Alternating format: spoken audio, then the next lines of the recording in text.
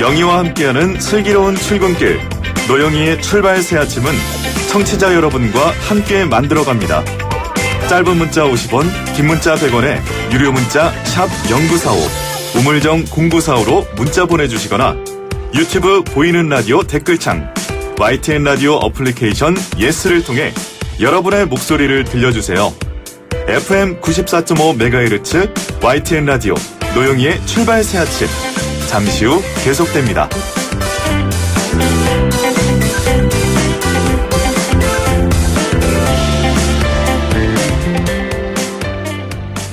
네, 이제 매주 화요일마다 저희와 함께 하실 분입니다. 정치 10단 박스트라다무스 박지원 대한신당 의원이죠. 안녕하세요. 안녕하세요. 박지원입니다. 아니, 못 맞추시는 게 없어요. 좀 못 맞추는 것도 있어야지 인간적인 거 아닙니까? 아니요.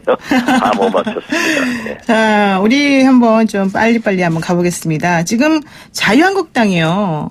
어제 애니메이션 동영상을 발표하면서 문재인 대통령을 벌거벗은 임금님으로 표현해서 이거 조롱 아니냐. 그리고 또 수갑을 찬 조국 전 장관을 막 정말 비웃는 그런 게 있었는데 어떻게 보십니까?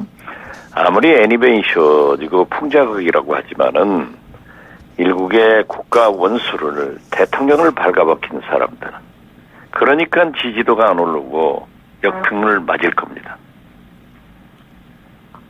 그런데 저는 자유한국당이 제1야당으로서 그런 걸 만든 것도 좀 뜨악했지만 황교안 대표가 엄청나게 격려를 하시더라고요.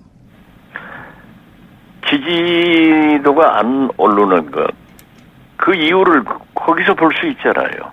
네. 과거 노무현 대통령에 대해서 현직 대통령 때 네. 환생경제라는 그런 그렇죠. 풍자 연극을 만들어가지고 얼마나 역풍을 맞았습니까? 그러한 일을 하면은 국민들이 화냅니다.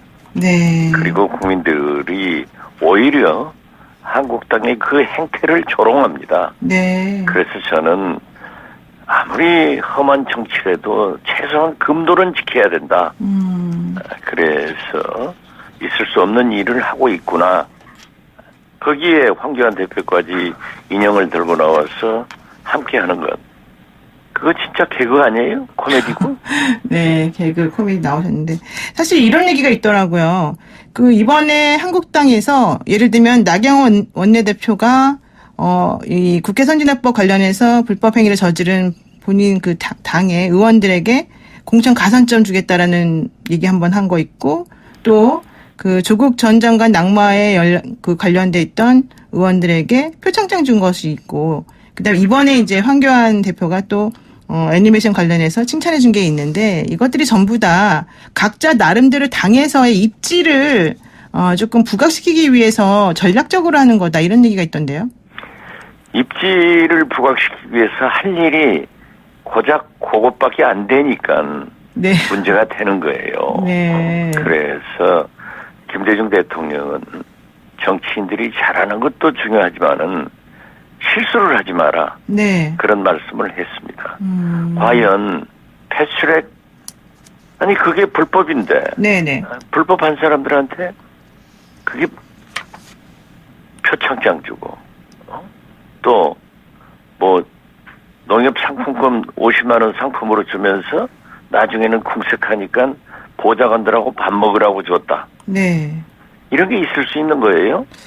근데 원래 해오던 것이라 그러던데 다른 당도 그런 걸 해왔습니까? 그러지는 않았어요. 우리 민주당에서 네. 그 소위 박남매로 유명한 박영선 네, 의원과 네. 제가 네. 또 우리 박범계, 이춘석, 전해철 등 항상 그 팀워크로 많이 낭만을 시켜봤지만은 네네. 그런 짓을 어떻게 해요? 그게 우리가 무슨 독립운동해가지고 돌아온 개선 장군입니까? 네, 독립운동한 것도 아니고. 김구 선생이 뭐 상해에서 들어오신 거예요? 네. 그게 있을 수 없는 일이죠. 아니, 원내대표가 칭찬하고 잘했으니까 박수 한번 보내주자. 그 정도로 하는 거예요. 그러니까 네. 소위 조금 잘 되니까 오만하니까 그러한 일을 한다.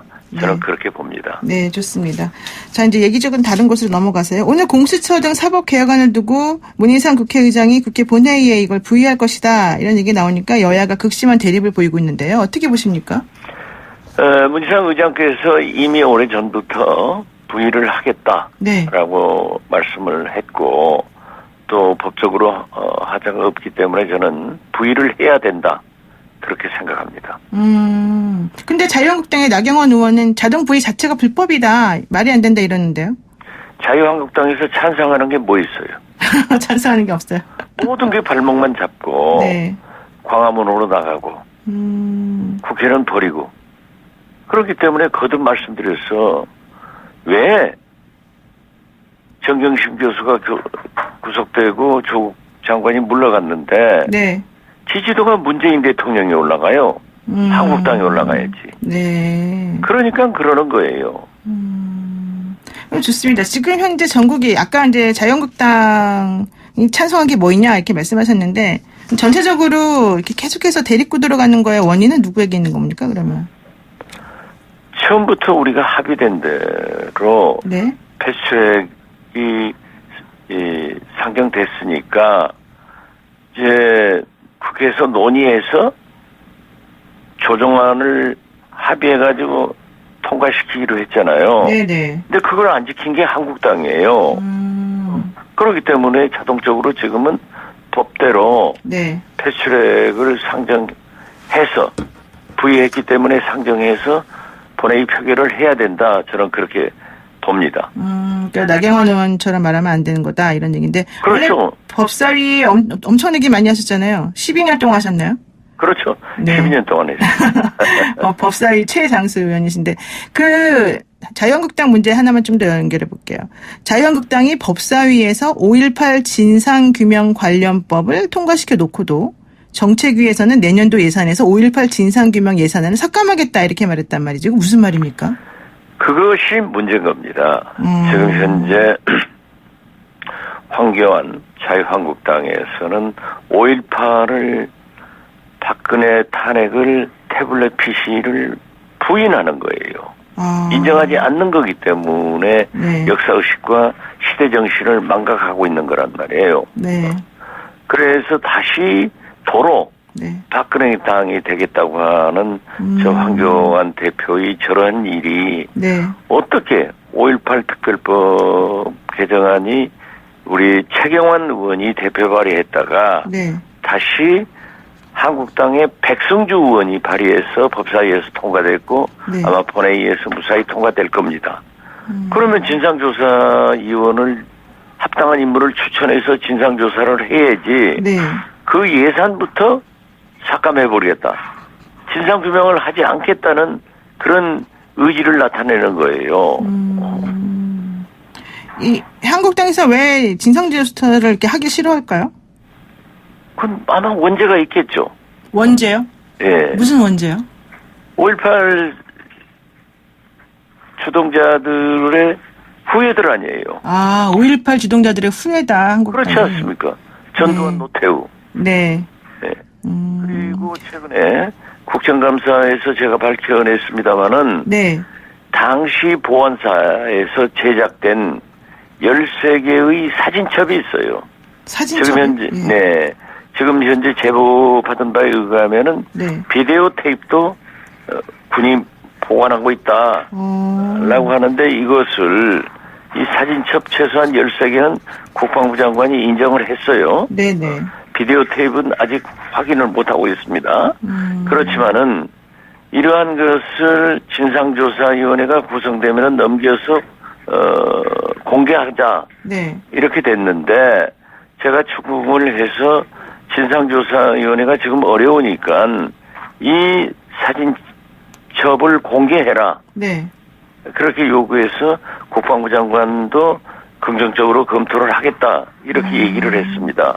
이러한 사진첩이나 네. 만약에 비디오도 가지고 있다고 하면은 공개를 하면은 그 잔혹한 참혹한 것을 우리 5천만 국민이 알게 되기 때문에 네. 그러한 원죄가 있기 때문에 이러한 일을 하고 있지 않느냐 하는 겁니다. 그렇군요.